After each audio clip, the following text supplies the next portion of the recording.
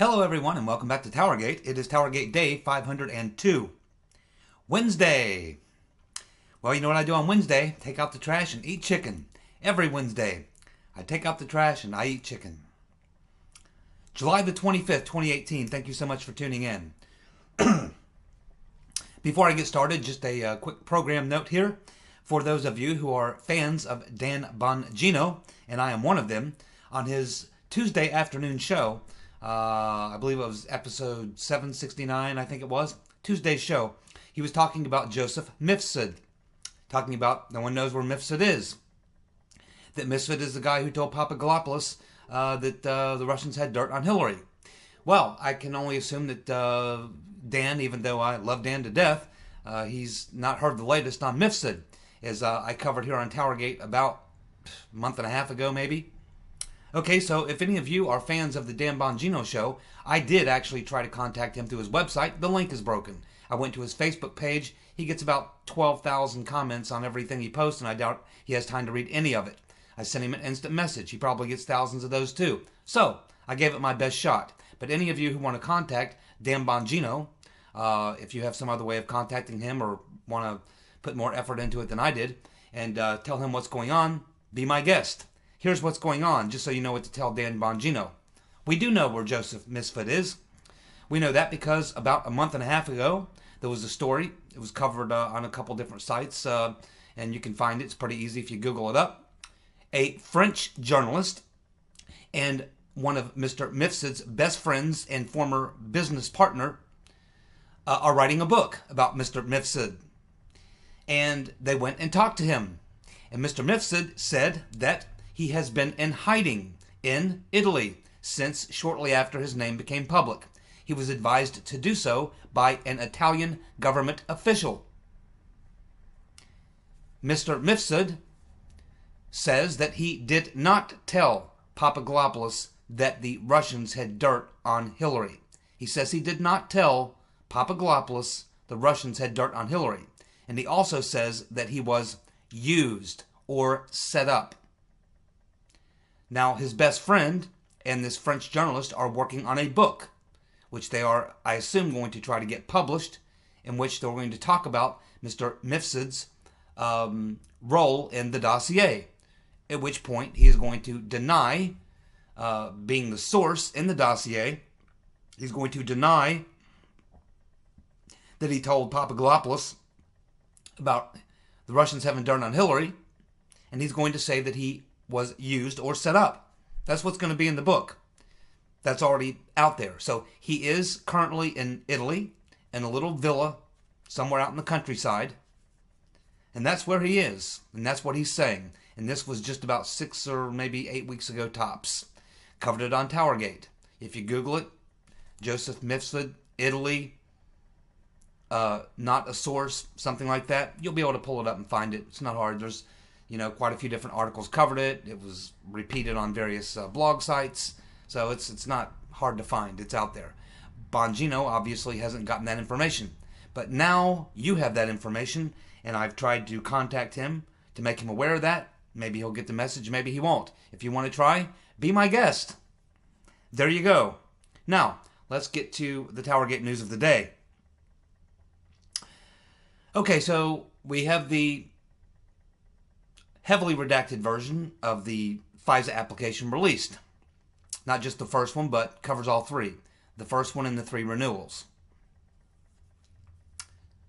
Everything that we suspected and we've been talking about for a couple years that has been denied up to this time has now been proven true. When Nunes put out his memo, on his FISA memo, back a while back, it was essentially very, very accurate. And what we learned in the release over the weekend backs up Nunes's memo. So where does that leave us? Well, asking a couple questions. Number one, we are just now getting to see this FISA application heavily redacted. But members of Congress saw this months and months ago, almost completely unredacted, according to Bob Goodlatte. We can also assume that this star prosecutor that Sessions says he put into the game about a year ago, last August, certainly could have looked at this unredacted FISA application a long time ago. Inspector General Huckleberry Horowitz certainly could have and probably has looked at this FISA application almost completely unredacted, if not totally unredacted, at any time he wanted to. Could have done it months and months ago. We're just now learning about all this stuff, or we're just now confirming it. We've been talking about it and knowing it for a long time. It's just been confirmed. But these other people that supposedly are investigating it have known about it for weeks and if not months. So, what are we to make of that? And the big question I think that a lot of people are coming to today is a very simple one, and one we've been asking for a very long time. Where is Jeff Sessions? Where is Jeff Sessions? Well, we know where he was on Tuesday afternoon. He was giving a speech to a high school, obviously conservative high school, because as he was about to begin his speech, they started chanting, "Lock her up," at which point Sessions laughed. He chuckled. Kind of thought it was funny. I don't think it's funny. My guess is those students don't think it's funny. They're watching a coup. Plenty of evidence of a coup. And there's real crimes, which Sessions, his superstar prosecutor, Mr. Huber, Huckleberry Horowitz, all those members of Congress who all had access to an almost completely unredacted version of what we got Saturday night, have known that the evidence is there to back up everything we've been saying for the past more than a year now. So what's going on? I know Sessions needs to be fired. And I know that in the past, well, he can't fire him. Even I've said this. He can't fire him because there's too much political pressure. Lindsey Graham and others have said that if you fire Sessions, we will not even hold a hearing to nominate a new Attorney General, and you'll be stuck with Rodentstein, who will then take over as the AG. No, I would fire them both. I would fire Sessions and Rodentstein tomorrow.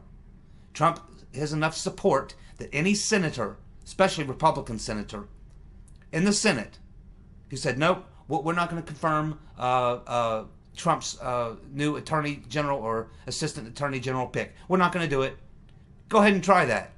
I don't think they have the stones. He is too popular. He's too popular. Lindsey Graham will fold like a house of cards, along with all the other Republicans. Now you got a couple in there that might not because they don't care, like Corker and Flake and McCain, assuming he would even be able to cast a vote. Maybe that's why Trump wants to wait till after the midterms. He'll have a much friendlier Senate, and he'll be rid of those three goons. But at this time, I would just fire Jeff Sessions straight up, along with Rodentstein. Sessions because he's completely ineffective. He's apparently not even in the game. And Rodentstein for the obvious reasons. He's guilty of a crime. Rodentstein, Silly Sally Yates, Dana Buente, who was recently promoted to a higher position, and he's serving in that position right now, Andy McCabe, the dishonorable James Comey, all signed off on the FISA warrants. And on the signature line, it says, under penalty of perjury, I, name, fill in the name, state that the following evidence brought forth to the FISA court is true. Not only that, there is a video of Rod Rodentstein addressing an audience, speaking to an audience. He's talking about the FISA court. He's defending the FISA court. He's telling people how serious the FISA court is and how closely they do things and how many layers of redundancy they have to make sure that there's no improper activity that goes on with the FISA court. And he says two things in that little session that he's giving. He says that, see, when we have to get that FISA warrant, remember, the person who signs off on that signs off on it under penalty of perjury. That the evidence that they're presenting has been corroborated. He says the word corroborated. And guess what?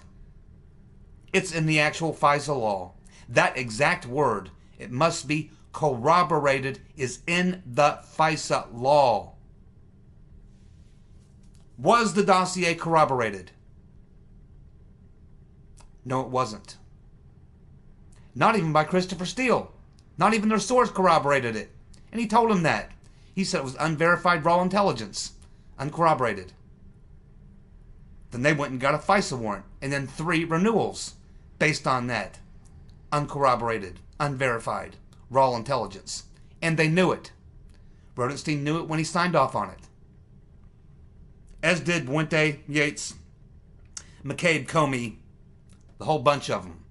Knew they signed off on a uncorroborated piece of evidence, which according to Rodentstein can't happen. He says that when you sign that line under penalty of perjury, you're saying that you have verified the evidence that has been corroborated. That's Rodentstein saying that. For that reason, Jeff Sessions, Mr. Huber, whoever the hell else is supposed to be investigating and looking at this, having looked at that almost completely unredacted FISA application, should have already slapped the cuffs on every one of these guys. And they should be calling into contempt and calling in and questioning the FISA judges, regardless of their stripes. Republican, Democrat, I don't care. And Judge Collier, the head of the FISA court, she's got some explaining to do as well. Haven't heard a word out of her. Rodentstein, in a special, stated while giving a speech that they sign under penalty of perjury must be corroborated. His words. I watched the video twice just to make sure I heard it correctly. Keep in mind that in addition to that, in the dossier, they build up this credibility of Christopher Steele. They build up his credibility. Just as I told you months and months and months and months ago, Steele did not go get any information. It was all fed to him. And who was feeding him? It looks like it was Hillary's friends. And then he had to deal with the FBI to be an informant to them. But then he lied to them, and they were forced to cut him loose. After they cut him loose, they went for 3 more renewals of that FISA warrant and continued to maintain that he was a solid source, even though he had already been fired by the FBI as an informant for lying to them. Yet, he continued to remain in those 3 additional renewals. So they renewed the FISA warrant 3 times, still using Steele as their point man for credibility, because that's the only purpose he served. He was the guy that was supposed to give it credibility, who wasn't a part of the FBI, wasn't part of the CIA, wasn't part of the State Department, wasn't a part of any government agency. He was supposedly an independent researcher. An independent researcher who's got all this credibility. Turns out he wasn't a researcher, he was an opposition researcher working for a company that does hit pieces on Republicans, paid for by the rotten Reverend Clinton, and they knew it all. And they knew when they got the 3 renewals that he had been fired by the FBI, yet they still used him as their solid source. His credibility is what was selling every bit of it. His credibility. He was also the source of the Michael Isikoff article. And he was essentially the source for the stuff that the FBI pumped out there to the Wall Street Journal. Sessions should know every bit of this. Mr. Huber should know every bit of this. Huckleberry Horowitz should know every bit of this. Every one of the members of Congress that read the unredacted version of the FISA application should know this. Every one of these people had perjured themselves. Clearly. There's no question about it. In addition to many other crimes, they've all committed perjury. Why is Rodentstein still in his position? Mr. Sessions, he works for you. He committed perjury. And he's running the Mueller witch hunt. Jeff,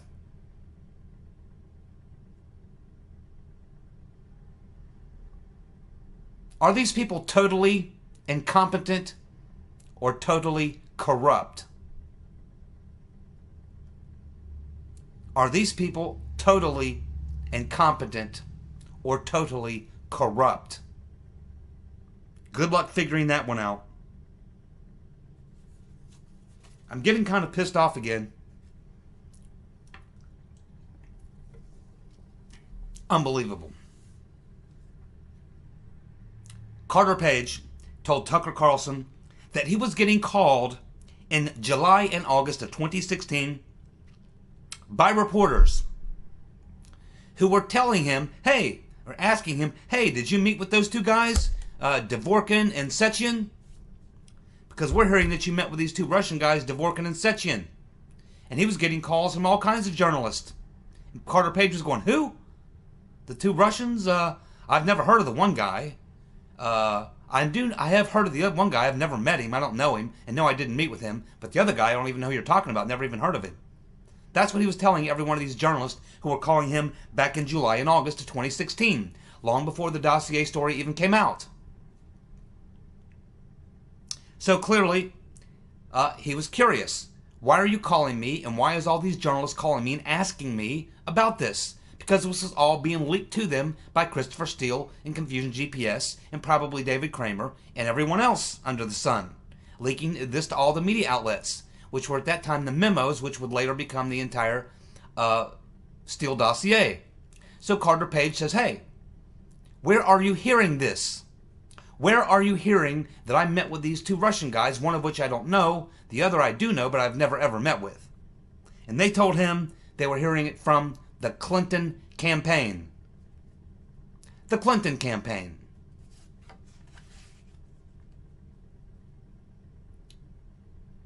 One of the main sources of the dossier was Sergei Milian. He was quoted as being source D and source E in the dossier. He is a Belarusian businessman. Steele says the allegations made by Milian are 50-50 at best. In the book Russian Roulette, Glenn Simpson is quoted as saying that Milian is a big talker who overstated his links to Trump world. Yet, a lot of what's in that dossier is credited to Mr. Milian, who himself denies all of it. Says he wasn't a source for the dossier, and that he didn't say those things that are being attributed to him. So Mr. Milian and Mr. Mifsud both saying they didn't say that stuff. They're not the sources of the dossier. They didn't say the things that are being attributed to them. I understand that the FBI or Mueller or somebody interviewed Mifsud back in February of 2017, is what we're told. Mifsud, of course, continues to deny that he told Papadopoulos about Russia having dirt on Hillary. Carter Page, of course, was accused in the dossier of meeting with Igor Sechin and Igor Dovkin. Page denies all of it, says he didn't know Dovkin at all. He does know who Sechin is, but he's never met with him. Also, the dossier states that Page and Manafort were working together. Both claim they have never ever met one another, ever. And no one's ever proven any of these things. Never.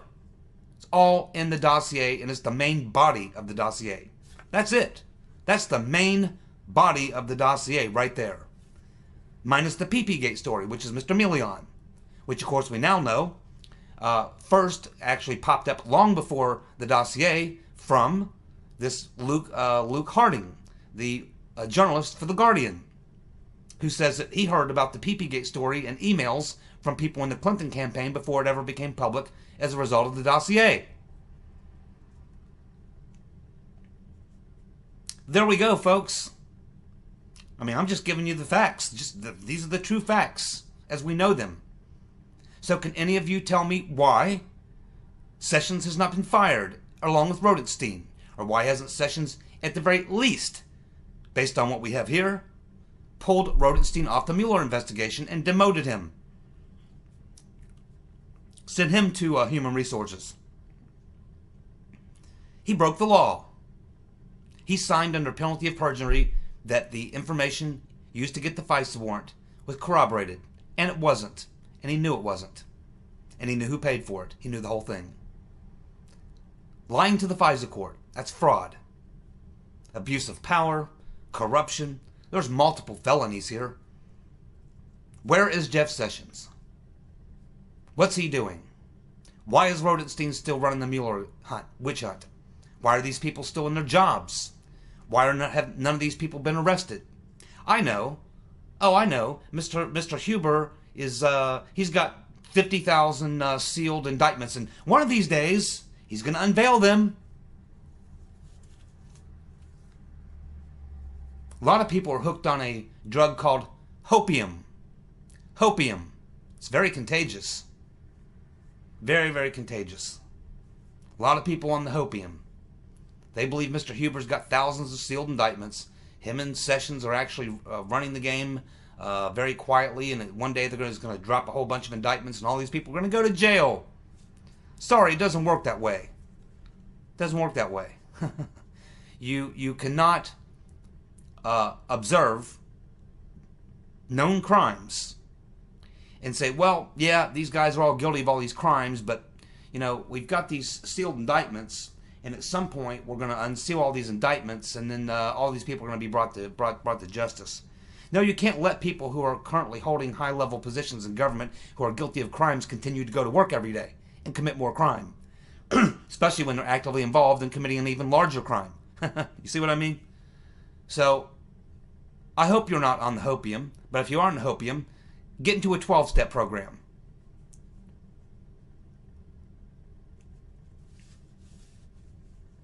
John Brennan, Mr. Potato Head, lying his ass off, says that he didn't learn about the dossier until December of 2016. My God, man, what a major lie. And there are so many points of proof against that it's unbelievable.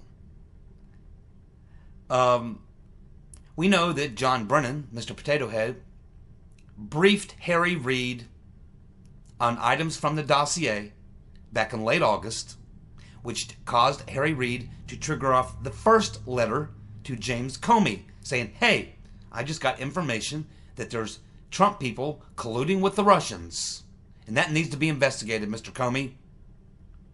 That information came after a one-on-one private meeting between Brennan and Harry Reid. That was in August. Then, apparently, at some point, Brennan contacts Harry Reid again, which causes Reid to send off a second letter. An even more unhinged letter to Comey. But he just doesn't send it to Comey that time. He leaks it to a bunch of media organizations as well. We have Mr. Potato Head Brennan telling us that the dossier or anything from Steele was not part of the intelligence assessment. It says it wasn't part of the intelligence assessment. Meanwhile, you've got James Clapper completely contradicting that, saying, oh yeah, we were getting bits and pieces of these memos from the dossier, and bits and pieces here, and information about this, and information from here, information from there, and all that was compiled, and that became part of our intelligence assessment. The two of them need to be set down side by side and grilled about that, because one of them is lying. Well, both of them are actually lying, but clearly another more hard proof, and we know that it was Mr. Potato Head that was passing that damn dossier all over Washington. He knew all about it long before December of 2016, I can assure you. He says when he was testifying under oath, Mr. Potato Head said that the CIA, he and the CIA did not rely on the dossier at all. That he didn't even know about it till December 2016.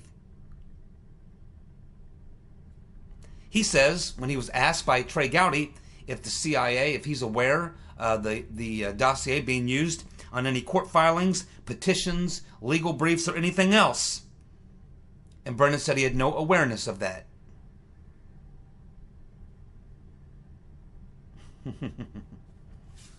multiple times John Brennan. Mr. Potato Head has perjured himself under oath. He too should be not just lose his security clearance, he should be locked up. Where are you, Mr. Sessions? Lying his ass off. Rule number 13 of the FISA court. Rule 13. Oh yeah, there's rules in the FISA court, and they're numbered. Rule number 13 of the FISA court requires that government officials who sought the warrant must advise the court of any omissions discovered in the application. And that would include anything in the application that they learn that maybe shows that something they put in was false, because now they've got new information. They have to make a correction. Anything that they knew that was omitted, they are obligated by law, by Rule 13 of the FISA court, to inform the FISA court, oh, we forgot to tell you this, and this when we filed that briefing. They filed the main Title I FISA warrant, as well as 3 additional extensions to the FISA warrant, all based on the exact same thing, with no new evidence. They never did come in and make any changes to the omissions, the thing that they omitted. They never came in and made any corrections, such as, oh, by the way, we told you Steele was all credible. Well, we actually fired him like a while back, right after we got the first Title I. So all the last 3 that they got was after Steele was fired. So he's no longer this credible character that they claimed he was. But they never went back to change that. They never went back and said, hey, we should probably tell you that Hillary paid for it. Oh, we should probably tell you that Steele's very anti-Trump. Oh, we should probably tell you that there are informants in the campaign that are working through the CIA and through British intelligence that are in the process of running setup operations against Trump people. None of that. Huge crimes. Huge crimes, which we can now see are proven based on the release of the FISA warrant. Yet, all these other people, Mr. Huber, certainly Sessions, if he wanted, if he had any interest, but certainly Mr. Huber, if he's supposed to be looking into this thing, certainly a Huckleberry Horowitz, members of Congress, have all known what was in this FISA application. They know that all these people have perjured themselves. They all saw the sign-off page where it says, under penalty of perjury, I, names the signature, attests that all these things in this application are true. And they knew they weren't. Where are the criminal prosecutions? Where are the indictments? Where are the demotions? They should, at the very least, should be removed from their position. Yet they continue on. I don't know what to think, man. I do not know what to think.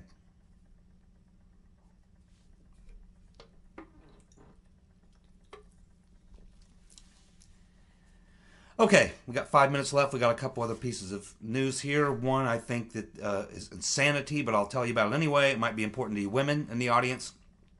Men won't care. But here's one we might all care about. Just for the hell of it. Democrats in red states convened a secret meeting. Not so secret anymore. It's out. Democrats in red states convened a secret meeting in Columbus, Ohio. This was on Sunday. To come up with a strategy to counter the takeover of the party. The person behind it, Representative Tim Ryan from Ohio. He's the guy who's tried to oust Nancy Pelosi 2 times now. Unsuccessful at both attempts. He's the one who's behind this secret meeting with red state Democrats. One of the attendees, Democratic Senator Jeff Danielson, says he's tired of losing. He's tired of losing. In the Dems, he says that the Democrats, these red state Democrats, they know that socialism won't sell in the heartland. He's absolutely right. So here they have this secret meeting amongst red state Democrats. They're trying to stop the takeover of their party by the socialists. Well, guess what, Tim? It's too late. It's too late.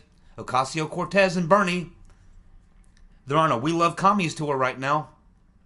They're out there selling communism all over. They're in the Midwest. They were in Missouri yesterday. They're going to be all over them all over them red states. All over them red states. But you're right, Tim. You're going to get beat like a dog because socialism doesn't sell in middle America. The last poll I saw, only 20% of people in the country are even warm to the idea of socialism. Over 75% don't want anything to do with it. Those are not good numbers. On a lighter note, some of you women may be interested in this story. I don't know. But it appears that feminists are demanding menstrual equality. Menstrual equality. They are demanding that tampons be tax-free. Because only women pay the tax. Yeah, men don't have any need for tampons. Very, very astute observation, feminist. Of course, they say that Viagra is not taxed. Of course, Viagra is actually a prescription drug. Tampons are not.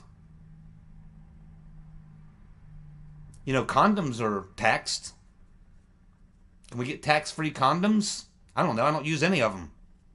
Don't use condoms. Certainly don't use tampons. Certainly don't use Viagra. Hadn't gotten that bad yet. So the freak show continues. But just so you know, TowerGate ladies, the feminists are fighting for you to get tax-free tampons. And I would assume that includes maxi pads and all those other feminine products that I don't even want to talk about usually. So there you go. One final note. With all this talk about Putin and the Russians and Russian intelligence and all their espionage activities, it just dawned on me the other day that we have an intelligence community that's about 10, 20, 30 times the size of the Russian intelligence community. We're part of the Five Eyes.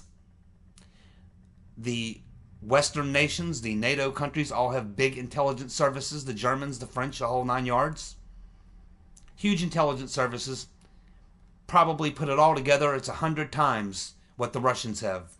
But for some reason, we can't seem to defeat the Russians. They seem to be so good at their activities, intelligence activities, that we can't stop them.